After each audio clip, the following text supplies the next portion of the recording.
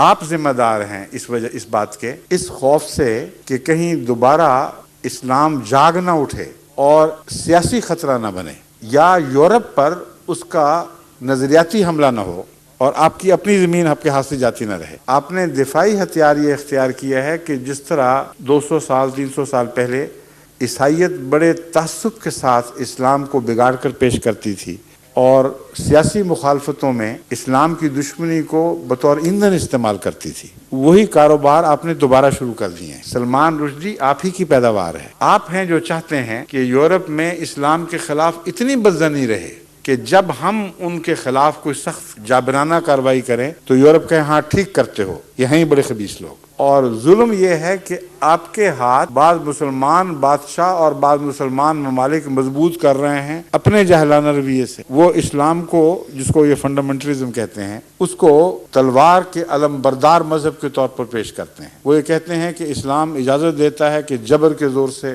دنیا کے آئین بدلا لو، دنیا کے خیالات بدلا دو، مخالفوں کا کچھ نہ باقی چھوڑو، اور یہ بھی اجازت دیتا ہے کہ جس ملک میں چاہو زبردستی کر جاؤ۔ صدیقی صاحب یہاں پارلیمنٹ بنا لیں اپنی، ملک کسی اور کا، وہاں تمہاری مائنورٹی کوئی طاقت کوئی حیثیت نہیں، اور مسلم پارلیمنٹ بن رہی ہے یہاں۔ تو یہ حماقتیں ہیں مسلمانوں کی جنہوں نے ان ظالمانہ خیالات کو تقویت دی، اور یورپ کو چاہیے یہی تھا، امریکہ کو بھی یہی چاہیے تھا۔ انہوں نے 100 بسم اللہ کہہ کے ان کی باتوں کو اچھالا اور پھیلایا۔ نتیجہ یہ نکلا کہ وہ لوگ جو قرآن کی خدمت کرتے تھے اور قرآن سے حوالے سے ان کے رویے کو غلط ثابت کرتے تھے، ان کا کوئی ذکر یہ اپنے پریس میں نہیں کرنے دیتے۔ ان کو پسند آتا ہے تو صدیقی آتا ہے، یا خمینی صاحب آتے ہیں، یا لیبیا کے صدر قذافی، یا عراق کے صدر، وہی ان کو پسند ہیں، انہی کی باتیں کرتے ہیں۔ وجہ یہ ہے کہ جانتے ہیں کہ یہ ان کے اعلیٰ جو ادنیٰ مقاصد جو کہہ دیں ان کی مددگار ہیں۔